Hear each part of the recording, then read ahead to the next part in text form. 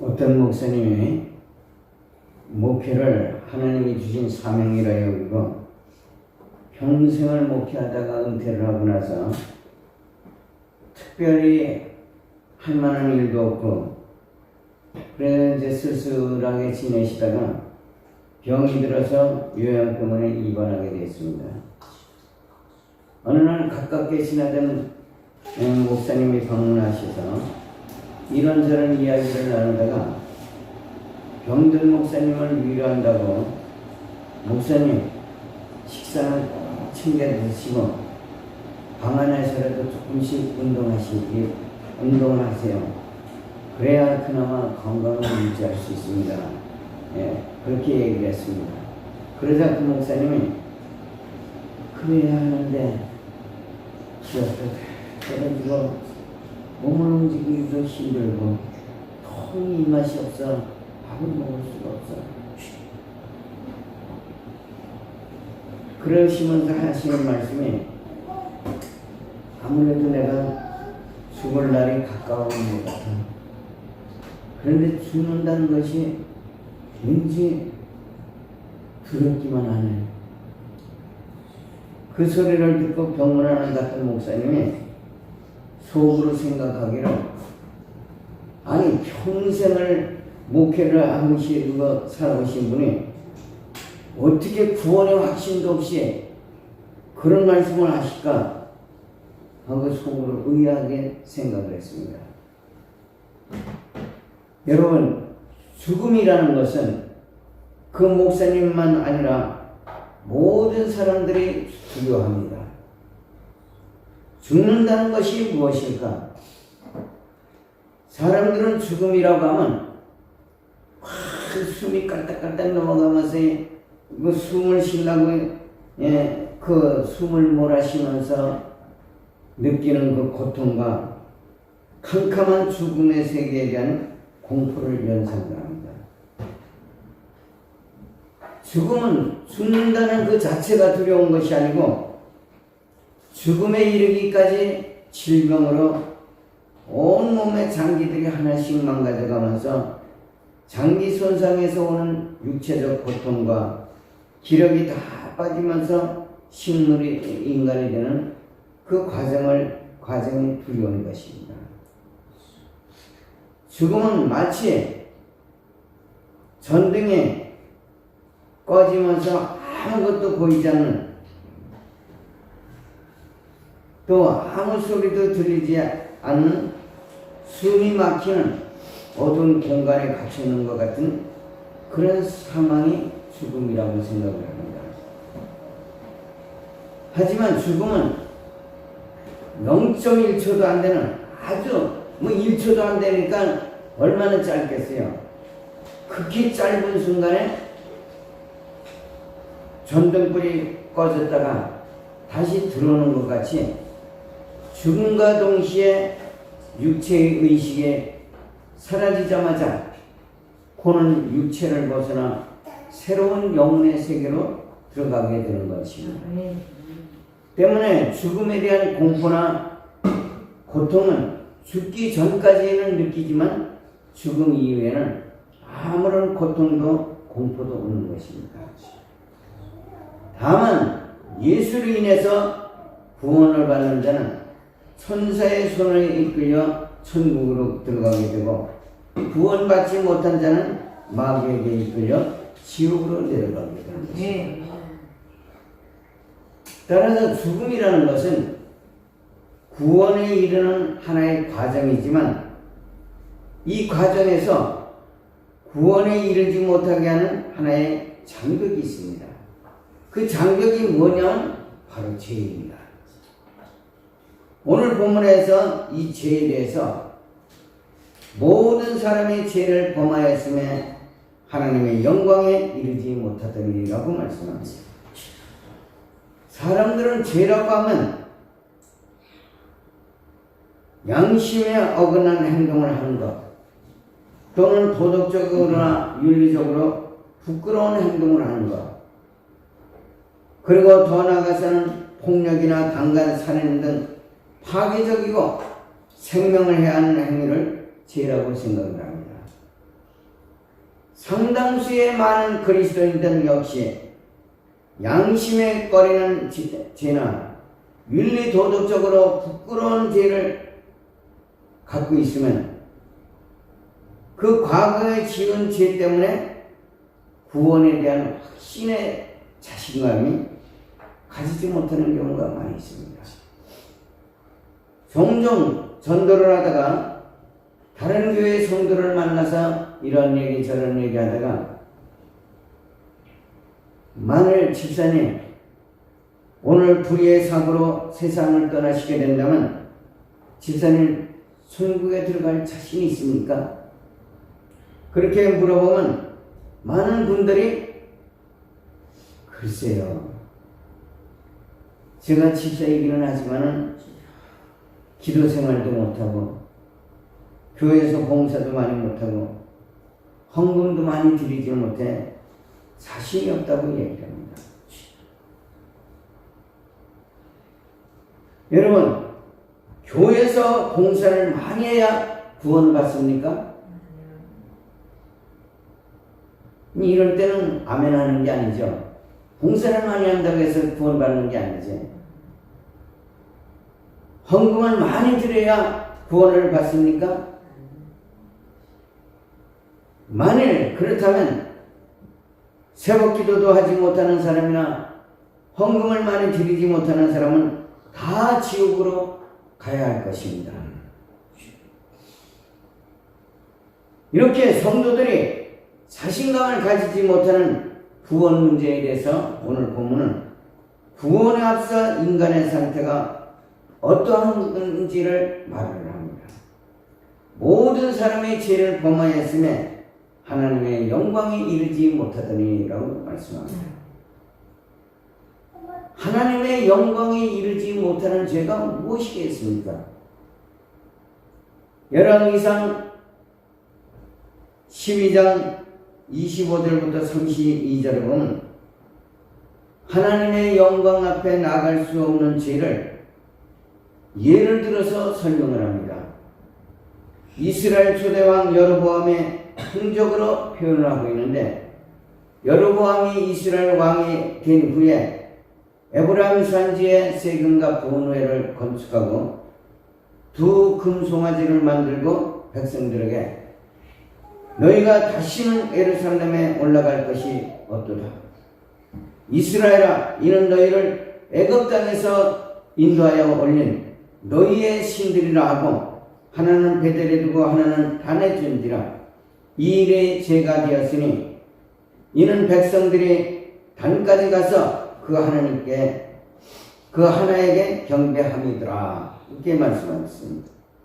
또 그가 산당을 짓고 레위 자손이 아닌 일반 백성으로 제사장을 삼고 8째 달 곧 그 달 15째 날로 절기를 정하여 유다의 절기와 비슷하게 하고 그가 만든 송아지에게 제사를 드렸으니 그가 지은 산당의 제사장을 베델에서 세웠더라. 이렇게 말씀합니다.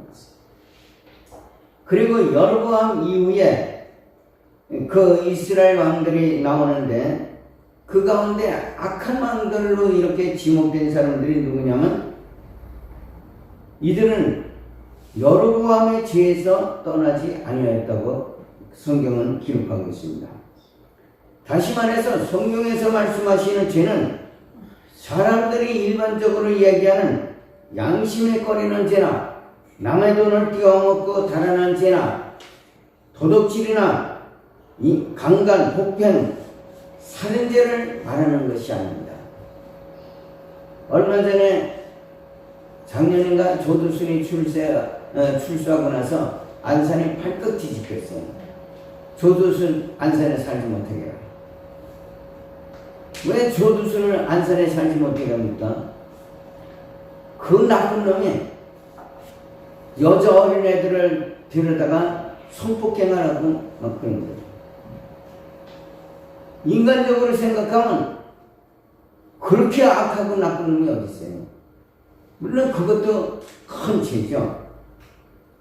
그러나 성경에서 얘기하는 그 죄는 그런 것이 아니라 하나님의 말씀에서 떠나 하나님을 멀리하고 아멘. 우상을 섬기고 아멘. 인간 중심으로 살아가는 것을 말하는 줄 믿으시길 바랍니다. 아멘. 성경 역사를 보면 북이스라엘이 멸망한 이유는 여로보암의 죄에서 떠나지 않았기 때문이고, 남유다가 멸망한 이유는 하나님의 말씀을 버리고 하나님을 의지하지 않았기 때문입니다. 이런 인간의 영적 상태를 로마서 3장 10절부터 12절에서 말씀하시기를 우리 다 같이 한번 읽어보실까요? 시작. 기록한 바 의인 없나니 하나도 없으며 깨닫는 자도 없고 하나님을 찾는 자도 없고 다 지우쳐하는 가지로 무익하게 되고 선을 행하는 자는 없나니 하나도 없도다. 성경에서는 인간의 상태를 의인과 악인 두 가지로 구분하고 있습니다. 모든 사람의 죄를 범하였음에 하나님의 영광에 이르지 못하였더니 라고 하는 것은 죄 가운데 있는 인간은 하나님을 알만한 지식도 없고 선을 행할 수 있는 능력도 없고, 그래서 하나님께 나아가지도 못하고 예배를 드릴 수 없는 상태가 바로 영광에 이르지 못하는 그런 시죠. 그뿐만 아니라 선을 행하는 자가 하나도 없다는 것은 법 없이도 양심적으로 착하게 사는 사람이 없다는 것이 아니라 죄로 인해 하나님께 나갈 수 있는 사람이 없다는 것입니다. 아멘입니까? 아멘. 우리가 생각하기에 세상에는 좋은 사람들이 참 많습니다. 익명으로 어려운 사람을 도와주라고 몇 천만 원씩이나 또는 몇 억을 내는 사람들이 있는가 하면 무료 그 식소를 만들어서 노숙자에게 무료로 식사를 제공하는 그런 사람들이 있습니다. 그런가 하면 사회를 위해서 봉사활동을 하는 사람들도 많이 있습니다. 세상은 이런 사람들을 의로운 사람이라고 얘기를 합니다. 그러나 성경은 이런 사람을 의인이라고 하지 않습니다. 그러면 성경에서 얘기하는 의인이 어떤 사람입니까? 창세기 6장 9절에 보면 노아의 사적은 이러하니 노아는 의인이요 당세의 완전한 자라 그가 하나님과 동행하였으며 라고 기록하고 있습니다. 노아가 하나님과 동행하였다고 하는 것은 먹든지 마시든지 무엇을 하든지 하나님의 뜻대로 살았다는 것입니다. 노아가 살던 당시에 인구가 얼마나 있었는지 정확한 기록이 없기 때문에 알 수는 없지만 노아 외에는 의인이 한 사람도 없다고 하는 것은 그 시대가 전혀 하나님을 알지 못하고 살았다는 얘기입니다. 그 사실을 창세기 6장 11절에 보면 그때에 온 땅이 하나님 앞에 부패하여 포악함이 땅에 가득한지라 이렇게 말씀하고 있습니다.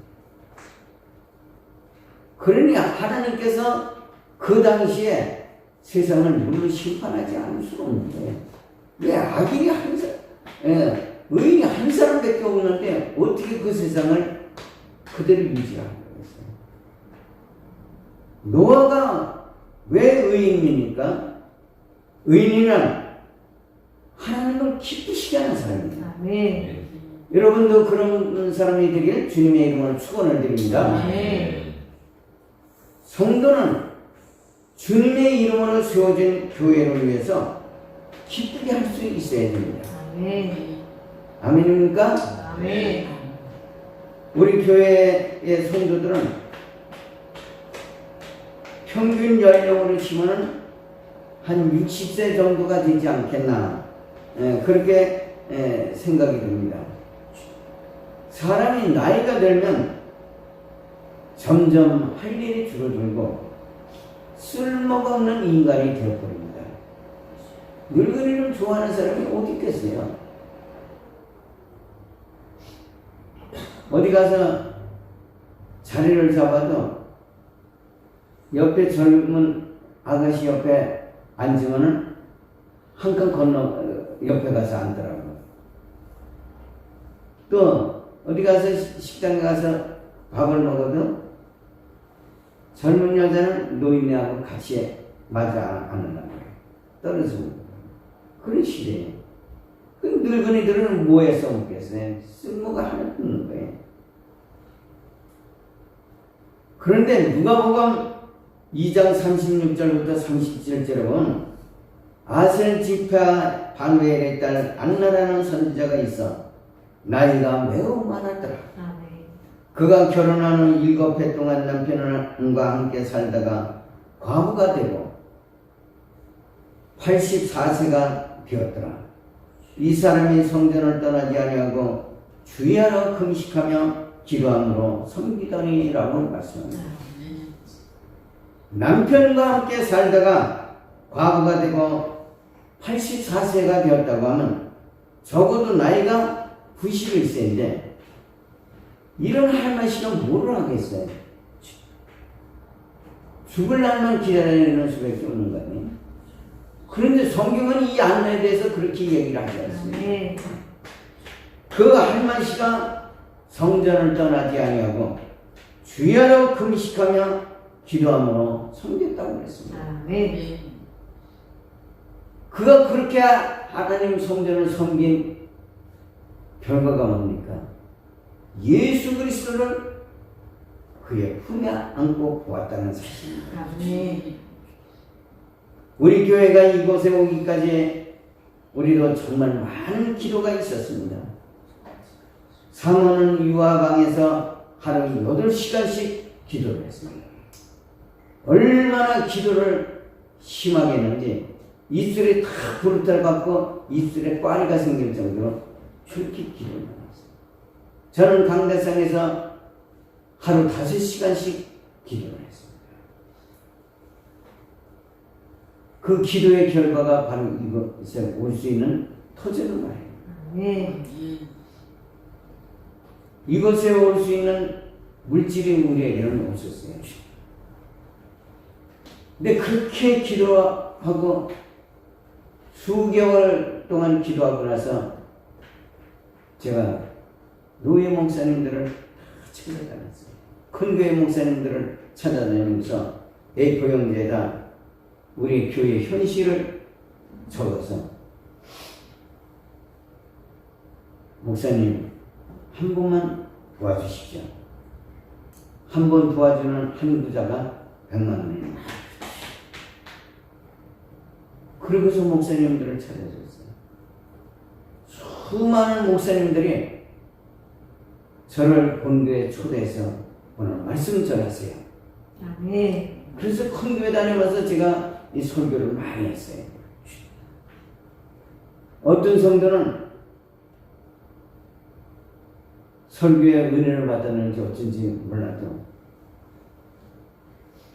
동전 10원짜리까지 다 봉투에 넣어서 이것이 제가 가진 것 천국입니다.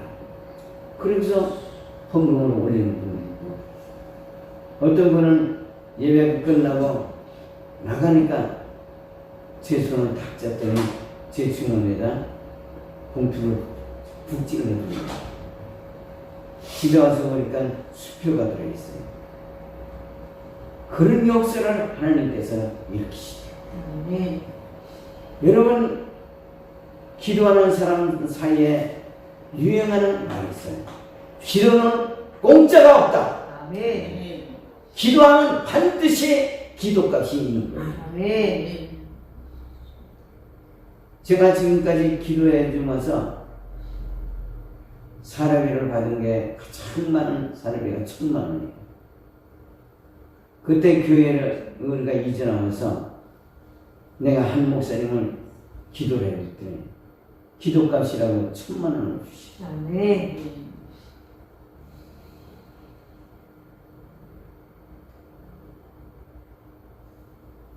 그 돈을 다 모아갖고서 이 교회를 매입하고 올 수 있었던 줄 믿으시기 바랍니다. 늙었다고 해서 할 일이 없는 것이 아니고 교회를 위하여 기도로 섬기고 봉사로 섬기고 교회 밖에서는 사람들을 섬겨야 될 줄 믿으시길 바랍니다. 아멘. 그러한 일들이 예수로 인하여 의인된 사람들이 해야 할 일이라는 사실을 잊지 마시기 바랍니다. 아멘. 우리가 잘 아는 소돔과 고모라 그 성에는 사람들이 적어도 500명 이상은 되었을 텐데 얼마나 인간들이 인간성을 상실하고 하나님을 외면하고 살았는지 의인 10명을 찾지 못해서 모두 그의 심판을 받고 미칩니다. 그런데 에베소서 2장 3절에 보면 이 시대의 인간들 역시 전에는 우리도 다 그 가운데서 우리 육체의 욕심을 따라 지내며 육체의 마음에 원하는 것들을 하여 다른 이들과 같이 본질상 진노의 자녀였더니라고 말씀하고 있습니다. 여기서 본질상 진노의 자녀라고 하는 것은 아담의 원죄에서 제사함을 받지 못한 그런 인간을 말하는 줄 믿으시길 바랍니다. 아멘. 그런데 에베소서 2장 3절부터 5절에 보면 전에는 우리도 다 같이 이들과 같이 본질상 진노의 자녀였던 우리가 국물이 풍성한 하나님이 우리를 사랑하신 그 큰 사랑을 인하여 허물로 죽은 우리를 그리스도와 함께 살리셨다고 말씀합니다. 아멘.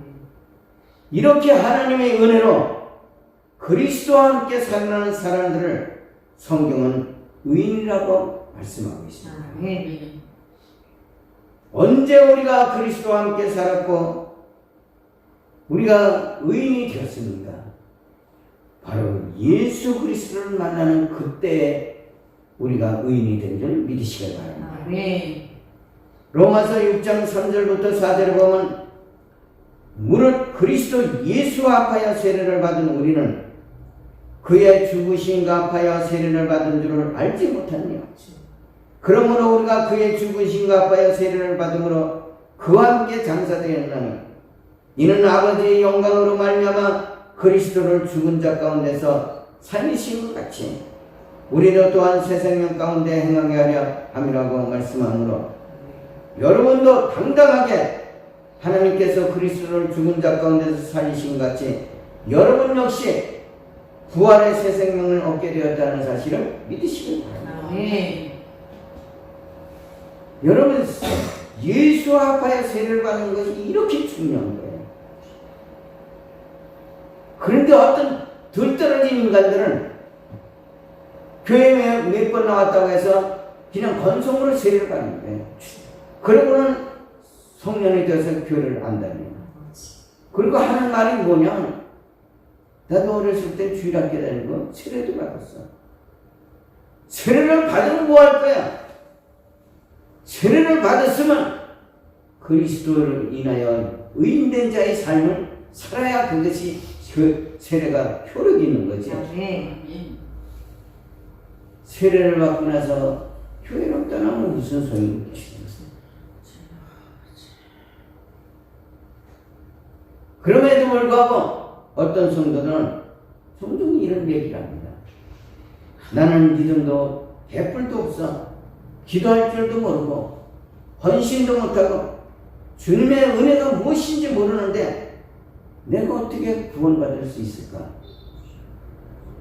구원에 대해서 걱정스러워하는 분들이 종종 있습니다. 그런 분들을 향해서 로마서 10장 9절에는 이렇게 말씀하십니다. 다 같이 한번 읽어보실까요? 시작. 네가 만일 내 이름으로 예수를 주시면 또 하나님께서 그를 죽은 자 가운데서 살리신 것을 내 마음에 믿으면 구원을 받게. 아멘. 우리는 자꾸 입으로 예수 그리스도를 나의 구주라는 사실을 시인해요. 아멘. 여러분 입술로 자꾸 아유 감사합니다. 감사합니다.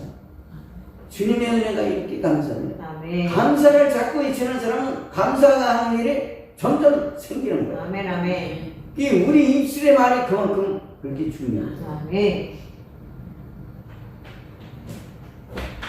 그러면 성경에서 말씀하시는 의인은 어떤 사람인가? 하나님과 동행하는 사람이고 하나님을 믿는 믿음 안에서 사는 사람입니다. 아멘. 그래서 로마서 1장 17절에 보면 오직 의인은 믿음으로 말미암아 살리라고 아멘. 하십니다. 믿음이라고 하는 것은 학교에서 공부하듯이 세월이 가면 학년이 높아지고 지식이 쌓이듯이 믿음도 신앙생활의 연수가 길어지면 집사가 되고 권사가 되고 장로가 되면 믿음이 저절로 성숙해지는 것이 아닙니다. 네.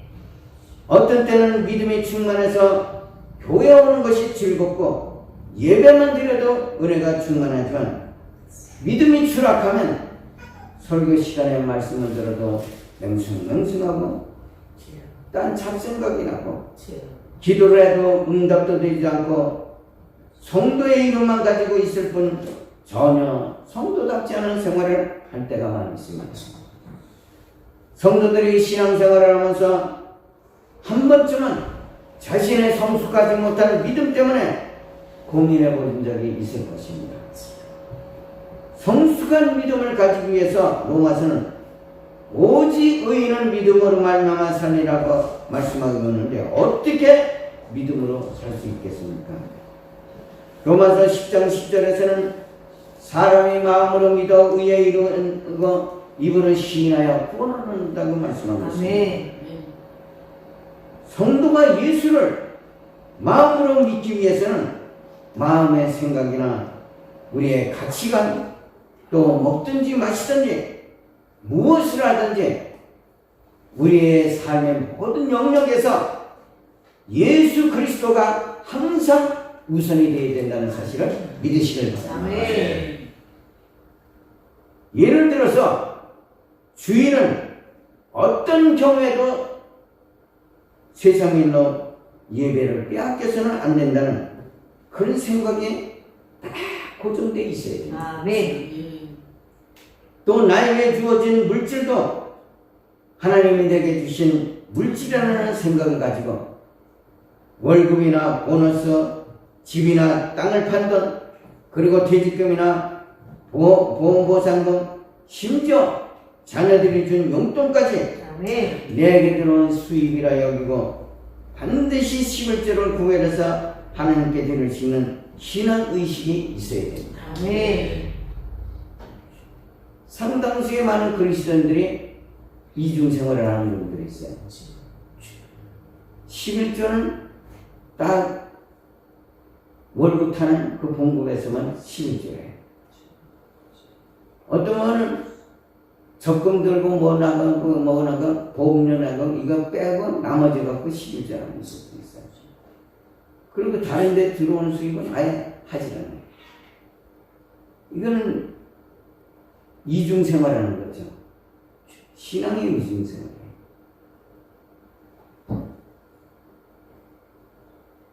그뿐만 아니라 히브리서 4장 11절에 보면 혼과 영과 및 관절과 골수를 찔러 쪼개기까지 하며 마음의 생각과 뜻을 감찰하시는 하나님이 우리가 품고 있는 마음의 생각이나 계획을 다 보고 계신다는 생각을 가지고 입술의 말이나 언행이 하나님 앞에 거룩하고 신실하고 사람 앞에 정직하고 진실해서 믿지 않는 사람들이 볼 때 와, 예수 믿는 사람들은 확실히 다르다. 그렇게 칭찬할 정도로 하나님께 영광을 돌려야 될 줄 믿으시길 바랍니다. 아멘. 이 사람의 이 입이 예수를 믿어도 입술이 할례받지 못한 사람들이 상당히 있어요. 교회에서는 거룩하게 앉아있는데 나가면 온갖 험한 말을 입으로 쏟아내요. 심지어 자기 자식이나 누구를 야단친들은 그냥 막 욕을 해다가면서 그냥 그 죽일 듯 살릴 듯 그렇게 입을 쏟아내는 사람이 있어요. 절대 안 되죠. 그 하나님께 영광 가리는 거예요. 만약의 경우 내가 그런 생활을 하고 있다고 하면 그거 싹 뜯어버려야 돼요. 아멘. 하나님 앞에 기도하면서라도 그거 싹 뜯어보죠. 아멘. 그것으로 인해서 하나님께 영광 돌릴 수 있는 일이 얼마든지 생깁니다. 그런데 이걸 못하고 상황에 따라서 성도가 돼갖고 거짓말도 능숙하게 하고 때로는 사람의 비유를 맞추느라가 숫자석에 쫓아가서 위하여 그리고 술을 마시고 때로는 신앙의 양심을 속여가면 장사를 하거나 기업을 운영하는 경우가 있습니다. 그리스도인들도 세상 사람들과 더불어 사는 사람들이기 때문에 인간관계나 장사나 기업도 어느 정도 이윤이 남아야지 다 먹고 살자고 하는 건데 힘든 세상에 이것 따지고 저것 따지고 하면 어떻게 살아가겠어? 크게 신앙 양심에 벗어나지 않으면 적당하게 살아야지. 아마 그렇게 생각하는 분들은 상당히 있을 거예요. 그런 거는 오늘 이 순간부터 싹 잘라버리시기 바랍니다. 네. 그런 거는 아주 잘못된 생각입니다. 네. 신앙인은 신앙인답게 살아야 되는 거예요. 네.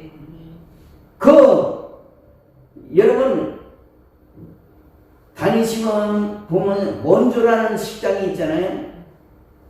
그 원조라는 거는 그 사람이 최초로 개발해서 만든 식당이에요. 그래서 원조라는 그 글을 쓰거든요.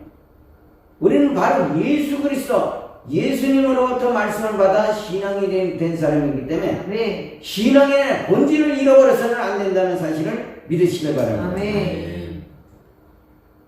바울도 고린도전서 10장 31절부터 33절에 그런즉 너희가 먹든지 마시든지 무엇을 하든지 다 하나님의 영광을 위하여 하라.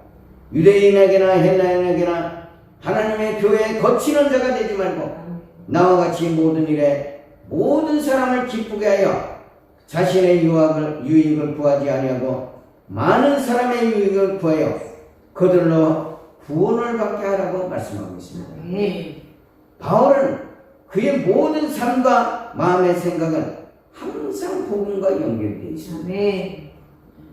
고린도후서 11장 8절부터 9절에 보면 내가 너희를 섬기기 위하여 다른 여러 교회에서 요를 받은 것이 탈취한 것이라 또 내가 너희에게 있어 용도가 부족하되 아무에게도 누를 끼치지 아니하면 마게도니아에서 온 형제들이 나의 부족한 것을 보충하였습니다.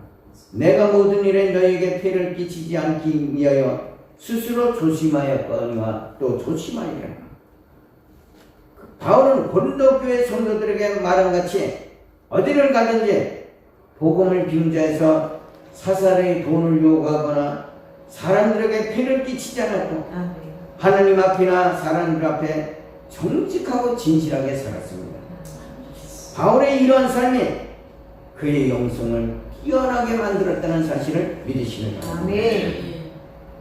사람을 의식한다든지 신앙 양심을 지킨다든지 신앙의 형식을 중요시 여기고 하나님 앞에 서 있다는 신전의식을 우리가 가지고 하나님이 기뻐하시는 삶을 산다는 것은 육체적으로 번거롭고 귀찮고 헛된 일같이 여겨질 수 있습니다. 그러나 그러한 일들이 겉사람은 부패하나 우리의 속사람은 날로 새로워진다는 사실을 믿으시는 바랍니다. 아멘. 육체는 부패하나 속사람은 날로 새롭다고 하는 것은 어디를 가든지 무엇을 하든지 주님과 동행하기 때문에 영은 날로 새로워진다는 사실을 믿으시기 바랍니다. 여러분 오늘 이 순간부터 여러분들이 무슨 일을 하기 전에 성령님께 한번 기도를 해보세요. 아멘. 제가 이런 일을 하려고 하는데 괜찮겠습니까? 나의 계획하는 거, 나의 마음에 생각하는 거, 이게 하나님 뜻에 괜찮습니까? 뭘 하든지. 저는 집에서 교회 올 때도 차에 앉으면 먼저 기도해요. 늘 다니는 길이기 때문에 길이라서 안전하지만 하나님 나의 눈을 열어주셔서 좌우를 산산이고 운전하게 하시고 주님께서 이 운전대를 꼭 붙잡아 주셔서 안전운전을 하게 하시고 딱지 뜯기는 일이 없게 하시고 또 사고 나는 일이 없게 해달라고 항상 그런 길. 왜냐하면 그것은 비록 내가 운전하고 있지만 그 모든 걸 주님께 맡기는 거예요. 이런 삶을 사시길 주님의 이름으로 축원을 드립니다. 이런 사람들은 삶이 그렇게 사는 사람들은 삶이 거룩하고 신실하기 때문에 기도할 일이 있어 마음에 생각만 가지고 있어도 주님의 그 마음을 아시고 응답하신다는 사실을 믿으시기 바랍니다. 그뿐만 아니라 어떤 중요한 결정을 내려야 할 때 잃어버린 것이 생각나지 않을 때 성령님 하나님께 기도하면 즉시 이루어집니다. 그뿐만 아니라 이런 사람들이 가족중 누가 아프거나 성도의 부탁을 받고 병든 자에게 손을 얹어 기도하면 치유의 역사가 일어나는 줄 믿으시기 바랍니다. 이거는 제 이야기가 아니라 성경 속에 있는 말씀입니다. 이러한 것들이 예수로 인하여 의인된 자에게 나타나는 영적인 능력의 한 부분입니다. 지금 여러분의 삶에 절망 가운데 있거나 중요한 문제를 해결해야 하는 상황에 있거나 남편이나 자녀 또는 사람과의 관계로 갈등을 겪고 있으신 분들은 신앙 양심을 지키고 사람 앞에 정직하고 진실하게 그리고 하나님 앞에 서 있다는 신전 의식을 가지고 하나님의 기뻐하시는 그런 삶을 사시고 하나님의 것을 구별하고 거룩하고 신실한 삶을 사시길 주님의 이름으로 축원을 드립니다. 여러분들이 그렇게 살게 되면 분명 멀지 않은 날에 여러분의 영성이 달라지게 되는 것을 여러분 스스로 느끼게 될 것입니다. 저는 여러분들이 꼭 그렇게 사실 주님의 이름으로 축원을 드립니다. 기도하시겠습니다. 주님의 귀하신 은혜와 사랑이 오늘 이 아침에 주님 영광 받으시고 성령의 기름 부으심이 여기는 모든 신령들 위해 충만하게 임하는 시간 되게 하여 주옵소서. 우리 주 예수 그리스도의 이름으로 기도합니다. 아멘.